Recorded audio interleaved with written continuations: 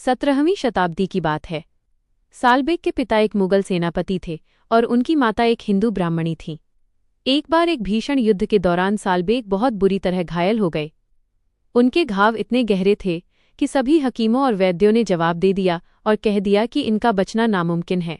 तब उनकी माता ने रोते हुए उन्हें भगवान जगन्नाथ, जिन्हें वे प्यार से कालिया कहती थीं, का स्मरण करने को कहा। मृत्युशैया पर पड़े सालबेग ने जीवन में पहली बार पूरी श्रद्धा और आंसुओं के साथ भगवान जगन्नाथ से अपने प्राणों की भिक्षा मांगी। कहते हैं कि चमत्कारिक रूप से रातों रात उनके घाव भरने लगे और वे पूरी तरह स्वस्थ हो गए।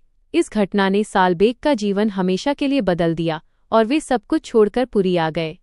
चूंकि सालबेग जन्म से एक मुस्लिम थे, इसलिए उस समय के कड़े नियमों के कारण उन्हें जगन्नाथ मंदिर के अंदर जाने की अनुमति नहीं थी।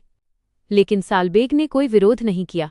उन्होंने मंदिर के बाहर खड़े होकर ही प्रभु के दर्शन किए और उनके लिए अत्यंत सुंदर ओड़िया भजन लिखने लगे। सालबेग के लिए साल में बस एक ही मौका होता था जब वे अपने भगवान को करीब से देख सकते थे, रथ यात्रा, क्योंकि इसी दिन भगवान जगन्नाथ स्वयं मंदिर से बाहर आकर रथ पर विराजमान होते हैं ताकि हर कोई उनके दर्शन कर सके। एक वर्ष सालबेग किसी कारणवश वृंदावन गए हुए थे। रथ यात्रा का समय नजदीक आ रहा था और वे पैदल पुरी की ओर लौट रहे थे।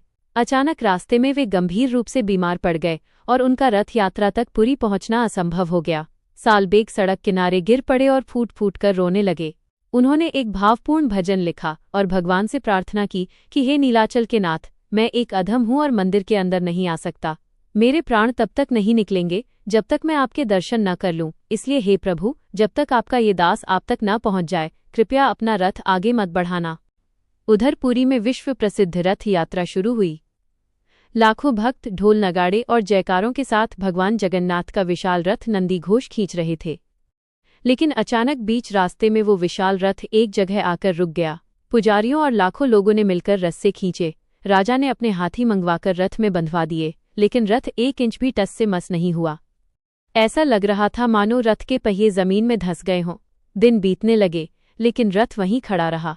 बड़े बड़े विद्वान और पुजारी समझ गए कि भगवान जगन्नाथ अपने किसी अत्यंत प्रिय भक्त का इंतजार कर रहे हैं। कुछ दिनों बाद बीमारी से जूझते, हांफते और रोते हुए भक्त सालबेग उस स्थान पर पहुंचे।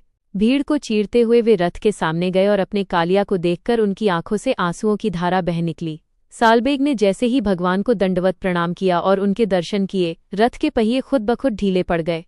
अब भक्तों ने जैसे ही रस्से को हाथ लगाया, रथ आसानी से आगे बढ़ने लगा।